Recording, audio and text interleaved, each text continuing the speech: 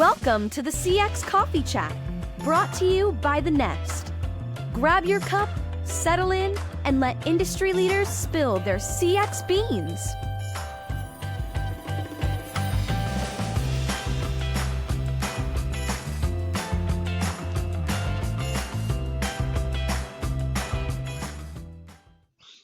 Hi, Vidya.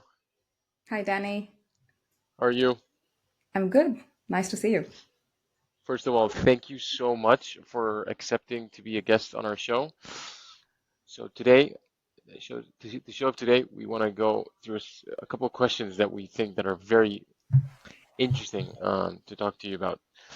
And the idea today is to kind of like break it down into three parts. It's basically to get to know you, uh, and because our audience is very eager to learn about your experience, then navigate there into what we might look into, like what the importance of customer experience, and then we want to end up with combining that experience that you have into this book that you're soon to be publishing, and that we want to offer our audience later when it's published the possibility to read it. So the idea, as I said, I wanted to start today with like kind of going over like your journey, right? You've worked Okay. at great companies as Amazon, Deliveroo, Skyscanner, and you've also been an advisor to several scale-ups and now soon to be published author. Can you share a bit about your journey and how you've ended up here? Sure. Thanks a lot. And thanks for everyone who's listening. My journey, I grew up in India and I graduated engineering. And at that time, there was a lot of this IT boost going on. Lots of people were moving from India to the West to work in IT companies. I also followed that and I came here. My first job was an application support manager. And at that time, I realized I was more interested in the business side of things. So I took a year off. I did an MBA from Cambridge, and after MBA, I joined Amazon. So my experience at Amazon, it was amazing. Amazon is the most customer-centric company I've ever worked for, probably in the world. I could say customer obsession is a key value. So I was working there as a senior product manager in books to start with, which was more of a analytical consultant plus like a project management, like revenue management type role. So I was responsible for pricing strategy, a lot of customer projects. Then I went on to lead my own category, kind of buying back used products. And that was super exciting for me because it's when I kind of saw the holistic view of really working backwards from customer, like, how do you create the experience? How do you make it so easy, so frictionless for them? And then do marketing and pricing. Also on the operations side, how do you kind of get the inventory with the merchants? It kind of gave me like a 360-degree of a business. And by that time, I was 6 years into Amazon. I was thinking, what if I can move on and do this kind of a business type role in a scale up environment? And I joined, I've worked in a few successful scale ups, including Deliveroo, and most now I'm with Skyscanner.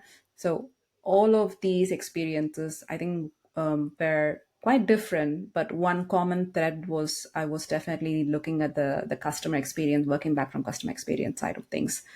Be it in Deliveroo, how do you deliver a frictionless peak? When you have the peak months in Deliveroo, we have to make sure that we have enough riders to deliver the food on time. So how do you plan for it? How do you have the right tooling for it? In Skyscanner now, I look after building trust, mainly after the users land on the partner side. How can we build trust? How can we, continue to keep the experience going? I would say my experience, strategy, customer experience, and from that's kind of the one side of my experience. The other side is also, as you mentioned, I advise. I'm a trained coach, and I'm writing a book now. Just signed a contract with a very popular publisher. I'm very glad with that. So the book, the idea came when I mentioned somebody that, hey, I've worked in so many scale ups, I could almost write a book.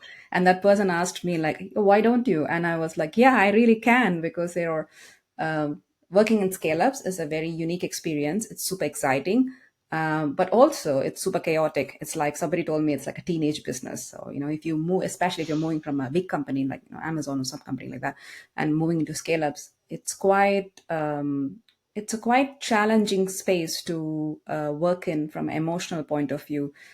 Somebody from a big company might come with this assumption like, hey, I'm smart, I have all the experience I need to succeed in this job. But what they don't realize is there is a lot more softer skills that's required, because they have to influence a lot more stakeholders. Rational approach might not work always. Right. There is things changing all the time, so you got to be like constantly reinventing yourself.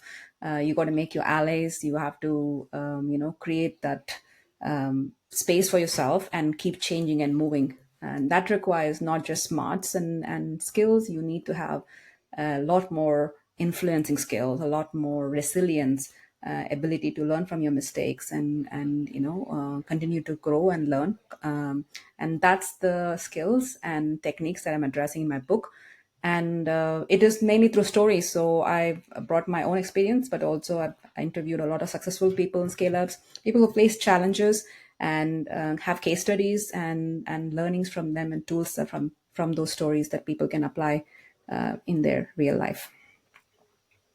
And regarding those stories, like, is there moments that you've seen throughout your career, which is quite impressive? Any like notable achievements or initiatives that you've seen that you've potentially done or you've advised that have like been transformational? Yeah, sure. I think from my own experience, um, be it Amazon or even my recent experience, uh, the most notable achievements would be when I take something completely new. For example, establishing a new function in Skyscanner, like trust, or um, driving a new business to profitability in Amazon. How do you actually how so take something really new and get people on board, influence them, that is important, and then make them also work towards common goals. So that would be like my key achievements in my career. When I started in Skyscanner, for example, why do we need to have trust? Why should that be a team? Why should we, need to focus on this? Then slowly from that to, yeah, this is a really important thing. We are looking at these metrics on a day-to-day basis. We need to create automation. We need to kind of drive this. And that's not just me telling everyone, but it's everyone telling me now, because it's more embedded. So my achievements are not necessarily my achievements. My achievement would be how I get other people to, become part of the journey and own it. And that will be the point I go like, hey, that's great. And I have several such experiences where I go, they're speaking my language. This is exactly what I want people to do. So, and building a team and coaching them and seeing the team members succeed is very satisfying. So, um, yeah, I wouldn't want to call out specifics, but I think overall, these kind of driving change through people, coaching them, and learning, continuously learning. Those would be the And threads Vidya, in it my sounds like journey. you like to challenge kind of like the status quo, right? It's kind of like the entrepreneur. You also bring that value in a bigger corporate setting, right? Is that, if I'm reading Yes, that correctly? Yeah. yes. I think transformation. Yeah. I like to come and change, introduce new things, make it like the business as usual, embed it, and then I move on to something else. So that's kind of my, mode of operating. That's where I really enjoy. That's my strength. Nice. Because here at the podcast, we like to split our conversation usually in like two important like connected topics, right? So it's like driving that customer experience which is linked to your career experience, as you talked about, and also making it happen with those scale ups and that book that you're launching out. So one of the things we like to look into is how do you influence those stakeholders to focus on these transformational aspects that you were talking about to make that their main focus. First of all, like when you talk about customer experience is everybody's job. So that is in any of the roles I have taken. In my title might be head of customer experience or head of this, that. I always say this is not customer experience is not my job. It's not my responsibility. It's everybody's job. That's Right. my my go my approach. I'm here to help. I'm here to support you, facilitate these things, and pull the threads together. But putting that role into one person is setting somebody up for failure and the role for failure as well. So I think anybody who is doing tasked with the customer experience need to understand that it's their role is to embed it across the organization, make it everybody's job, not try to hold it and try to be this one person who's carrying that in the shoulder. That's kind of not going to work. The second thing I would say, which is very important and it's worked for me, is you need to have a sponsor at a senior level, so an executive sponsor. And this can be anybody. It doesn't have to be a chief customer officer. It could be a chief commercial officer. It could be a CEO. It could be a CMO. But somebody who has a voice at the board level, at the senior meetings, who can bring the value of customer in those important discussions. Because, with all the good intentions, you put the smartest person in a role in a senior middle management level, or even a bit more senior. It's not going to be working unless they have an exec sponsor. So that is Right. transformation requires that level of seniority. Once these two things are there, I think then there are what I would say two things, which is like hard and soft approach. The hard approach, both of them are equally important. The hard approach is data, like having a North Star metric, having the KPI, having like inputs and outputs that you track from a customer point of view. So the data speaks for itself. So making it a part of everyday conversation, the meetings, review, challenging and highlighting when things are changing, why they are changing, making people interested, engaged in the data of it. That is super important. And if possible, and this is probably the hardest thing, which is to link how customer experience affects revenue or any outputs, right? People like that. That shouldn't be like, it should be a given that we need to improve our customer experience for sustainable revenue. But it could be really powerful if there's some data around retention, there's longer term metrics that in the long term, LTV, the long lifetime value, those kind of metrics can be really powerful. Like for example, Amazon Prime, they know the Prime customers spend more than the average customer. So driving a Prime program, even though the program by itself might not be super profitable overall, the lifetime value of the customer is great. So those kind of metrics can be super useful as well to drive that engagement. And in terms of softer approach is not weaker. Softer is powerful as well. When I say soft, it's about getting the customer feedback more visible across the organization, bringing them to the meetings, running like hackathons, or what I say, internal dog fooding, which is basically getting your own employees try your own product from a customer angle, give feedback. That can be very powerful in terms of getting the culture and the transformation, getting people on board. So yeah, I would say start with the top and then engage everyone and then bring them to on a journey together. And Vidya, following that, what you just mentioned, which is, I think it's very, very interesting. Startups usually, with our experience, and I'm sure as you, as an advisor of them, they get a lot of inputs, right? Like a lot of Mhm. stuff, there's a lot of things. How do you make sure that you might have 1,000 ideas? How do you focus on like, okay, let's focus on these and execute them? Like identify the right person and not get distracted through like the different currents, because I'm guessing that's a very Yeah. common issue. Yeah, absolutely. We can, there is a trap of getting everything perfect and not getting anything done, right? So perfection is opposite of done. So we need to be cautious of that. The way I do it is, so I would normally, when it comes to customer experience initiatives and problems, for instance, I would go with a red, amber, green type classification of issues. Red is really bad. You shouldn't really be having these issues. If you're having these issues, you're like really letting the customers down.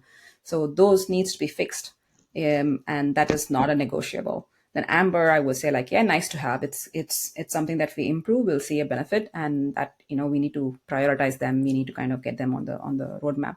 And then green, they are already good. We need to kind of protect those those experiences. That would be the first level of getting focus and bringing focus on like, let's move all the red to amber, or try and get amber to green. The second filter, obviously, is also you can look at impact and complexity and prioritize issues. Like you can take, like, I Right. don't know, say if you're introducing a new functionality for your customer, what's going to be expected impact? You can test it, and what's going to be the complexity of implementing it, and try to pick the ones that have high impact, low complexity, and you have frameworks to do that. But yeah, I try to keep it simple. Like, what is the three things I want to fix in the first 6 months or 1 year, and from a customer point of view, and kind of keeping that going, repeating, and getting teams to buy into it, why we need to fix it. And when I spot the stakeholders are not fully bought into that, I try to really influence them, try to understand. So why do you think it is not important? What else are you doing that is more important? That is, and try to connect that to this piece. Like, hey, by the way, you're working on this, but if we don't fix this, your revenue might not, like, for example, I'm talking to a commercial person, you go like, okay, your revenue is super important, but this customer experience, if you don't fix it, your partners might not be happy with it, and longer term your revenue will be impacted. So really getting those threads together and help people see why this is important. And sometimes you have to, like, agree, like, maybe there are other priorities as well. So it's not kind of, this cannot be, if your ask is not so important in the scale of things, you might have to agree with that. But yeah, I would really put myself in the shoes of the customer and go with that level of prioritization. And there's specific key metrics or data that you typically usually recommend tracking as part of this whole experience? Yeah, I mean, it depends on the businesses. So I work predominantly in B2C businesses. B2B, I've worked in a few as well. So things can be different between B2B and B2C.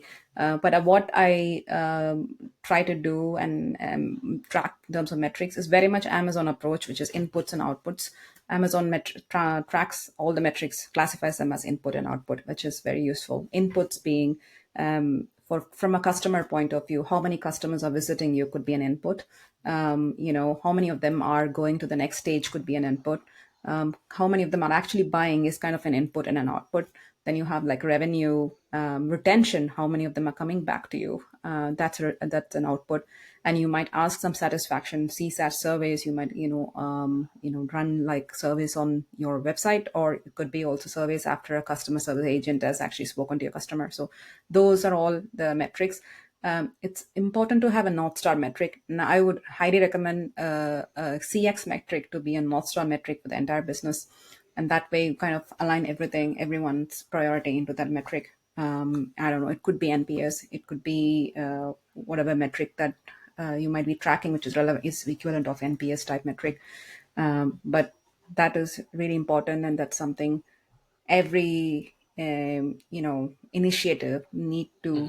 make sure it's improving, Yeah, or at the worst not damaging, so do no harm to that metric. So that's really important to have it. right. And also one thing that we've also noticed is a lot of startups that I'm sure you've seen as an advisor, and you probably have uh, pieces of really valuable content in your book about this, is that a lot of these startups are now being shifted from like crazy growth into like this very intensive revenue path to profitability and very metrics driven. Hmm. One of the things we're exploring also is like, how do we create a customer centric culture in such a, I wouldn't say the word maybe is not complex, but a very demanding times. Like, how do we create that, and what's your experience in that aspect? Yeah, I can understand that, but I think the whole myth, the premise that goes with this, which is your revenue focus and profitability focus is in opposition with customer experience focus, but it's actually not. They are very much in congruence. Maybe the business and people are not able to see that so obviously, because the metrics and data is not like so immediate, because sometimes when you improve your customer experience, it takes a while for it to flow through into your revenue and repeat rate and things like that. Which is why it's really important to understand that. So one way of doing is doing experiments. You can do experiments that track your retention over a longer term and kind of help people understand, actually, this improving this is important for my revenue in the future. also profitability. The better the customer experience is, the less cost you have in dealing with unhappy customers as well. So actually taking those numbers and then showing to your broader stakeholders how customer experience actually aligns with their goals rather than work in opposition. I think that's probably the crux of it. If it is not aligned, if you're pushing something that is in works in opposition, you shouldn't be really pushing for it.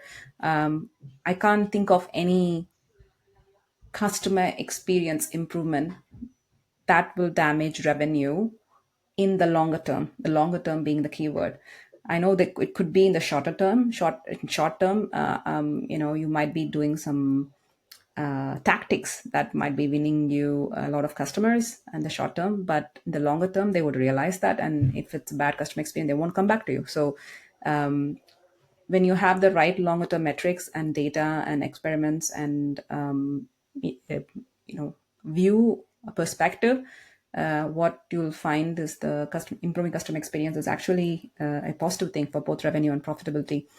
Of course, there's demands in the business that would require the businesses to prioritize some immediate profitability and revenue initiatives, sometimes not super customer friendly.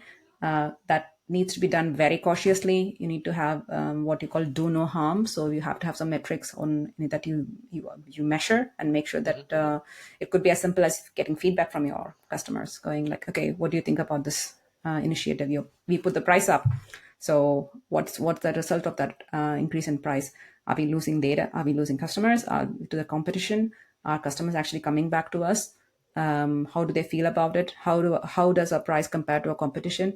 Is this a short-term thing? Is there a way for long-term reducing? So we need to kind of, when anyone does something that is borderline impacting customer experience negatively, it has to be done very, very cautiously with a lot of gates in place, do no harm metrics in place. Because one thing it's very interesting to ask you about this video is as an advisor of startups in different stages of as they grow, how do you maintain that sense? One thing you pointed out at the beginning of the podcast was this idea of everybody has to believe in this customer experience and be part of this customer experience. It's not my title, it's the company as a whole. As scale-ups potentially grow quite significantly, how does that values and that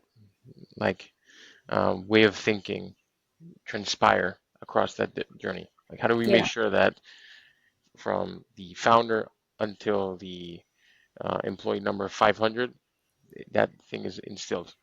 Yeah, that's a good question. And I can, again, one way of doing it is having values. So customer first value, giving people awards when they do a great job and put the customer first. That could be one very good way of getting that customer culture in the organization. Again, as I mentioned, North Star metrics and tracking those customer-centric metrics and making people responsible for those metrics. And it's also a way for kind of create the culture and make it more across the organization, not just with a few people. And then in terms of working day to day, taking these approaches like working backwards, which is again a very Amazon approach. Before Amazon launches anything, they write like a press review, which is very much a customer-centric document. Okay, this is what customers are going to get from this. And then working backwards from it, going like, okay, this is what the customer experience we need to do. So what are the capabilities we need? What are the teams we need? What are the skill set we need? So, start with the customer always. In anybody's coming up with a proposal, an idea, always having the process of starting with the customer. The first section of every document or a PowerPoint or whatever, however you present, could be like, what's in for your customer here? Why do we do this? And what is the benefit of this for the customer? So that those kind of practices and rigor and data and values and culture, once they embed, it's very much possible. I mean, big company that are amazing customer-centric companies where everyone lives and breathes, and it becomes very much part of their day-to-day focus to be customer first. Yeah. And looking ahead, are you seeing, because we've lived over the past few years quite a crazy and disrupting time, pandemic, the whole market for raising money has changed quite dramatically. Do you see any trends shaping the future of startups that you're potentially advising within Europe? And is there any advice you want to share to like other customer experience leaders that want to make an impact in this ecosystem that we're living in? Yeah. So I think, of course, the buzzword being AI, everyone's on AI and using it and bots and stuff, which is all very useful. I'm super excited about it. It's a great tool for like analyzing, summarizing, getting more insights, and also helping customers. But I strongly believe having those customer first principles, having those values in place, having those North Star metrics and data to track, those are still going to remain the same regardless of whatever trends. The way to look at these trends and tools are like how they actually help you do these things better. Can I Right. have a tool? Can I make AI help me respond to my customers present better so I can get a better CSAT rating or my North Star improves? So you think of those as the drivers for what you're trying to drive, but the solid foundation basics remain the same, regardless of what goes. I guess with a lot of pressures and the cost of living and across the world, the expectation of customers are getting increasing more because they're being charged more. So it's even more important. And businesses who focus on customer experience can be sustainable for the longer term, and focus on employee culture as well, which is very important. To provide a good customer experience, you need to have happy employees. Yeah, and especially also like we've seen a lot of startups that have risen very highly and then dramatically fallen off a cliff. So it's very important to make sure that that sustainable growth aligned with the customer experience is matched, right? I think you've Absolutely. pointed out throughout the interview that it's very important to make sure that everybody's aligned in that sense, and that sometimes we miss this idea that we're just focused on the growth and we forget that our existing customer base or upcoming customer base is as important, right? And Absolutely. It's always like this, the virtuous cycle. yeah, We might be in one part, focusing on one part, but there's always other things linking to it. So you need to look at it as a big picture. and for me, the most exciting part of the interview is about your book. And you have an upcoming book. Can you tell us a bit about the upcoming book, like a little maybe trailer or something that, like a snippet about it, that's super Sure. useful for us? Yeah. So as I said, I wrote this book because I found working in scale ups to be exciting but challenging from an emotional point of view. So I wanted to give people a toolkit that they can use, so they can use all their skills, their smarts, and still thrive in the scale up environment using this skill set. So the book is called "How to Thrive in a Scale Up Business." The title is tentative at the moment; it might change, but I think more or less will be the same. And the way it is structured is so the part one is more about how do you like even when you're interviewing for a scale ups, what are the things that you should look for. The first 90 days, how do you kind of set yourself for success? How do you build your allies? How do you kind of understand the dynamics in the business? Where is the loyalty? Where is the power? Where's the influence? I know what's your role. And then it moves on to stories of thriving and stories of challenges, obstacles, and then learning from them. It's very practical, so it comes to the story and then goes into like this is the tools you can use. These are the questions you can ask yourself, and how to practice those questions. And then there is a focus. Part three is about focusing on you, how you can build your own emotional capacity, like your resilience, some of the tools you can use, like mindfulness coaching, for example. And if you're different, a bit different, you're an introvert or a highly sensitive person, you have ADHD, or you're kind of a minority person, what strengths you bring in the scale up environment and what support you need. And then it kind of pulls everything together in the conclusion on the action, call to action, what you can take from it. So it's very insightful. It builds on lots of successful people's experience, and I have been grateful for lots of people reading it and giving me feedback, and many of them have commented like, "I really wish I had this book before when I transitioned to scale up." It is for people looking to transition to scale ups or in scale ups or working already in scale ups, would like to improve their emotional skills. Maybe even also HR team or leaders who would like to create a better culture and address some of these fundamental patterns in scale ups that can improve. Yeah, as someone like me that has ADHD, for sure, I'm gonna be a reader of the book. Do you know roughly when this might be coming out? Um, I don't know the exact date, but publishing is a bit of a long process. But I think it's definitely going to be 2025. We'll have the book. Nice. I write a lot on LinkedIn. I post a few things in my LinkedIn, so I will definitely update in LinkedIn. So if people listening are interested on the post, follow me on LinkedIn, and you'll get to know when the book is going to be out. Right, because that was exactly the question I was going to ask. So whilst the book is being published, where can we find more about Vidya and all those insights that you were giving us today? Yeah, everything on LinkedIn. In fact, a lot of snippets and nuggets from the book also I post on LinkedIn. I've also interviewed some people on LinkedIn. So follow me on LinkedIn. I post a lot of content there, and hope you find those content useful. You also are a coach, right? So I think in your website, if we have these C-level executives that want to potentially join a startup can actually reach out to you Yes, in your they website, right? can reach out to me. I can coach them. If that's of interest to them. Yeah, it's all. LinkedIn is my gateway. Nice. Perfect. And to finalize, we usually ask this to all of our guests, like what are like those top three tips to our audience that you want to share with us Yeah. today? So if you're responsible for customer experience, I think for me, as I said, get an exec sponsor. That would be my first tip. Make customer experience everybody's job. That would be your job, embedded it across the organization. That would be my second tip.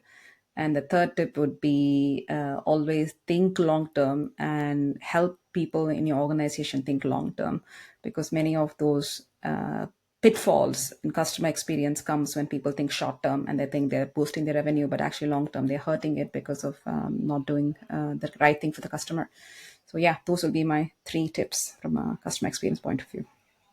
Perfect, Vidya. Thank you so much for your time today. As Vidya has pointed out, find her on LinkedIn. We'll also share a link um, with Vidya's LinkedIn. And yeah, once again, thank you so much for your time. As always, it's been super insightful and see you next time. Thanks, Danny. Thanks for the opportunity.